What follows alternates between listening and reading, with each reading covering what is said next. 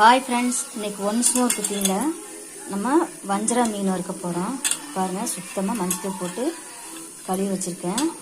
இதுக்கு நம்ம மசால் போட்டுடலாம். சரிங்களா? பாருங்கள், மிளகாத்தூள் ஒரு 3 ஸ்பூன் போட்டிருக்கேன், மஞ்சள் தூள் கொஞ்சம், இதை போட்டுடலாம். இப்போ உப்பு போட்டுடலாம்.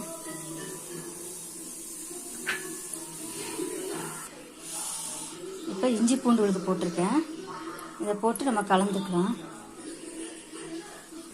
இப்போ நம்ம மசாலா கலக்கி வச்சிட்டோம். இது ஒரு 1/4 மணி நேரம் ஊற வச்சிடலாம். சரிங்களா? இப்போ எண்ணெய் காஞ்சிச்சு, நம்ம வச்சிடலாம்.